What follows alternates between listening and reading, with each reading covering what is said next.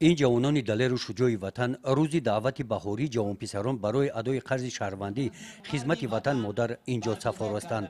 روزی دعوت شونده دعوت بهاری جوانپسران به صف قواهای مسلح جمهوری تاجیکستان در ناحیه وسیع ان همین طور در قسم حربی 13483 وزارت مدافع جمهوری تاجیکستان مستقر در این ناحیه با تنتنه دایر گردید. دعوت شوندگان طوری از چهره های آنها عیان بود با روحیه بلند وطن دوستانه ابراز اندیشه نمودند که آنها به سن دعوتی رسیدند و برای ادای قرض شهروندی این روز را انتظار بودند. من عبدالحق زاده سنت الله حبیب الله از جماعت خدای رجب دهه پیشانی بالا و با خودش خود امروز به صف قواهای مسلح جمهوری تاجیکستان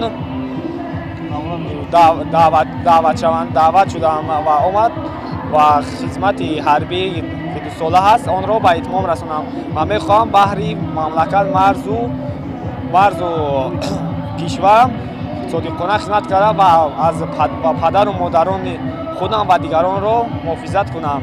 شروع فرزندم را که به خدمت قواهای مسلح جمهوری تاجیکستان روان میکنم.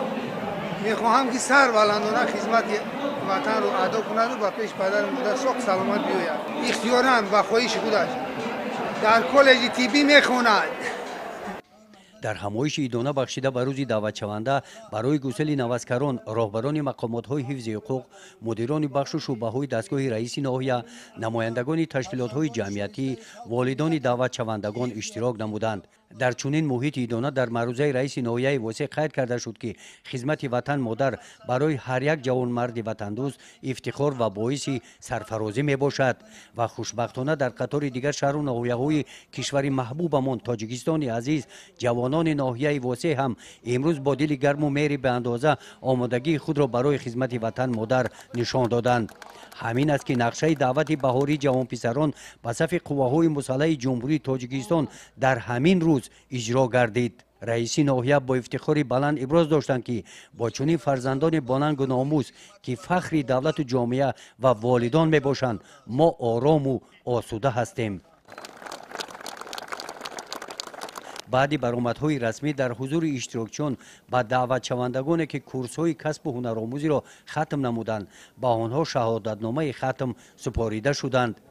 در همین محیط ادانه مراسم رسمی نیاگانمان هنگام گسیل عسکری اجرا کرده شد.